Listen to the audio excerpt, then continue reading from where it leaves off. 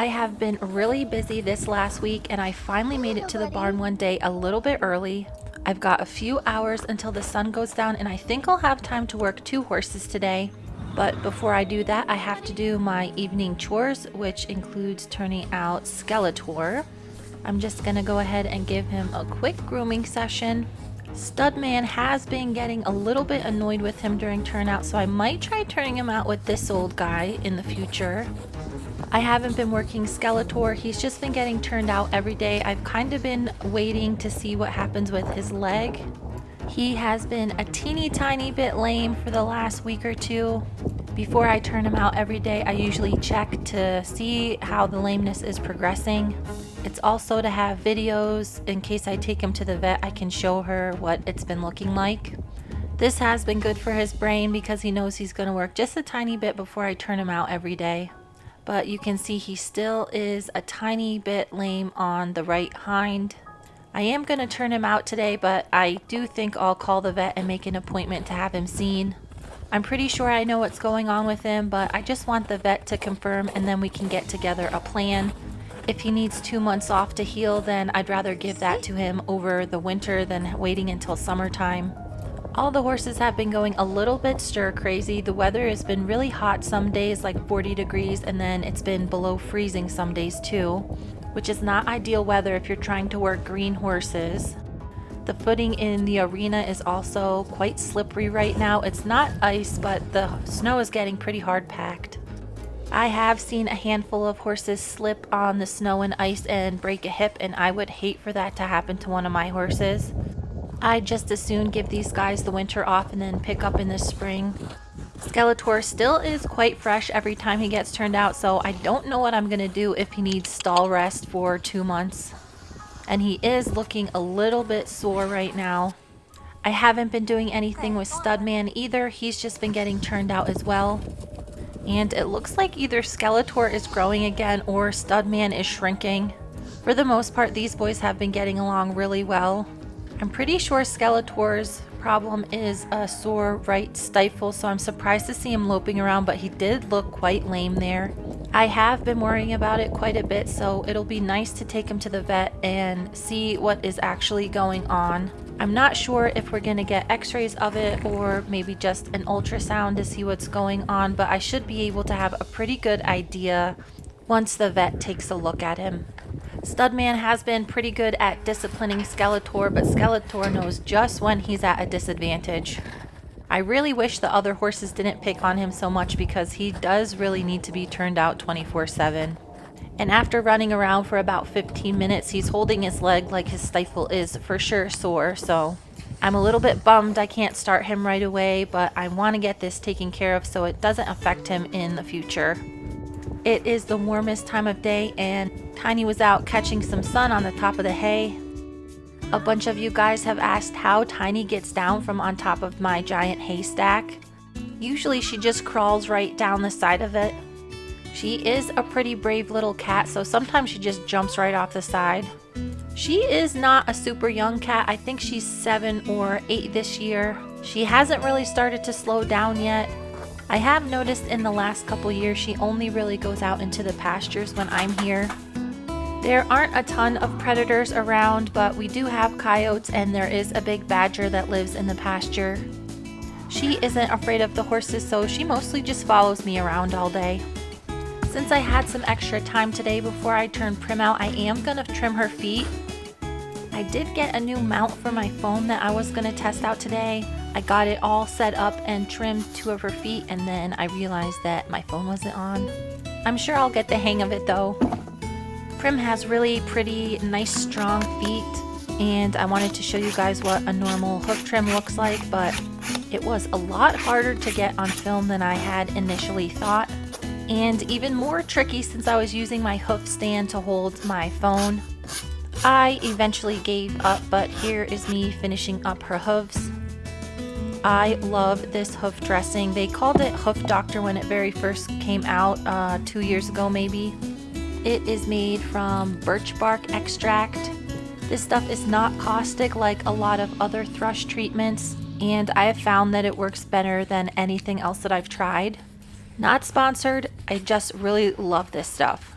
I did have this on my Amazon wish list and a bunch of you purchased it for me. They did send it direct from the manufacturer and it didn't tell me who got it. So if it was you, thank you very much. I use it all the time and I really appreciate it. The sun is starting to go down. I do have maybe 2 hours left before I'm out of daylight. I did notice that Skeletor was pestering all the other horses. He somehow found a bunch of tumbleweeds that he was chasing Studman around with. Studman looked like he was totally over all of his shenanigans.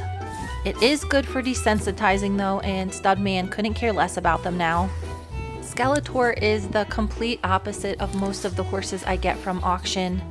He is extremely outgoing and brave. He is super playful and curious.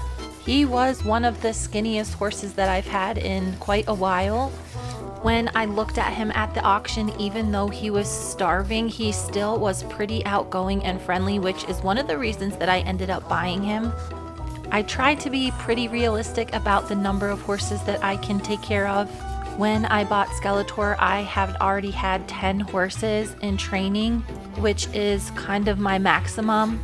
But I'm glad I made an exception for this guy because he is such a breath of fresh air. He loves people and just loves hanging out with humans, and that can make a big difference on a day when I'm having trouble with the other horses. I went back and I cleaned some more stalls, and I came back outside to find Skeletor still trying to convince Studman to play with him. I've tried to put some jolly balls in his pen when he's turned out for him to play with.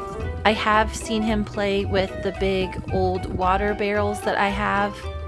I'm thinking I might have to find one of those big round horsemanship balls with the kind of canvas cover on it for him to play with. Most of the time he spends inside a stall that has a pretty big run on it, but I think he is just getting really bored. And if he does need a bunch of time off, I don't know what I'm gonna do to keep his mind occupied. Since it's so warm out, I'm gonna take the blanket off of this older guy. This is Frisco. He is the one that's really good friends with Prim, but he needs to have a different pal because Prim is one of the ones that I do plan on selling in the spring or summer. I've had this guy his whole life and he's always had a problem being alone.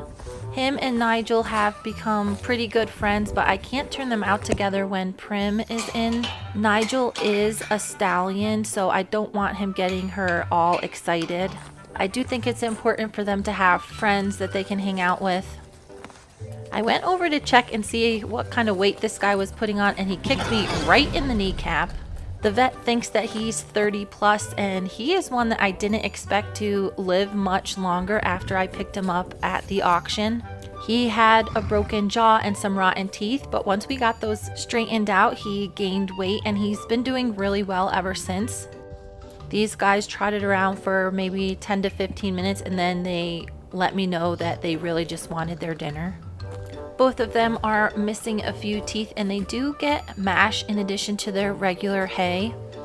The stalls inside get cleaned twice a day, but most of the time it's so cold outside that the turds freeze to the ground before I'm able to clean them up. I was tackling Studman's giant turd mountain when I heard a bit of a commotion outside. I thought Frisco was just screaming because he wasn't with Primrose, but he was acting a little bit more upset than he usually does. When I went outside, I saw that Primrose had untied and opened her gate and she was standing next to the boys. With this crazy weather we've been having, she's been coming into heat, which is not normal for a horse during the winter time. I'm really glad that all these geldings get along because they were just giving Prim a little sniff and not fighting over her. It was pretty obvious that she did not want me to catch her. This whole property has a perimeter fence, so she really can't escape. Instead of chasing her around, I'm just gonna go get some grain. She hasn't had her dinner yet, so she should be pretty interested in this. In one of my horse sale videos, I talked about how people don't like to buy mares out here. And one of the reasons why is they just cause too much trouble in a herd situation. It is very common for all the horses that one person owns to spend their time in one pasture. And unfortunately, if one horse doesn't get along with everybody else, that could be a reason that they're dropped off at a sale. I have a few different pastures and stalls in the barn, so it's not a huge deal for me to keep my horses separate. After I caught Prim up and put the blankets back on for the evening, I got all the mashes soaking and finished cleaning the rest of the stalls. I probably only had about 20 minutes of daylight left, and I didn't want to start in on a horse and not have enough time to finish whatever it is we got into. So I gave Tiny some extra snuggles and started bringing in the horses that were turned out. I really love living in Montana, especially during the summertime, but the wintertime does present a certain number of challenges, especially if you don't have access to an indoor arena. We have a huge storm coming up next week. The temperature is going to be below 0 for a good amount of time. I do a few extra things when temperatures get that low, and if you guys are interested in seeing that, drop a comment below. I did get these really cool Himalayan salt blocks from Linda. They weren't even on my list, so it was kind of a surprise when I saw them in the mail. I have a feeling that Skeletor is gonna love this, so thank you so much, Linda. One of them did break while it was getting shipped here, and I gave that to Studman.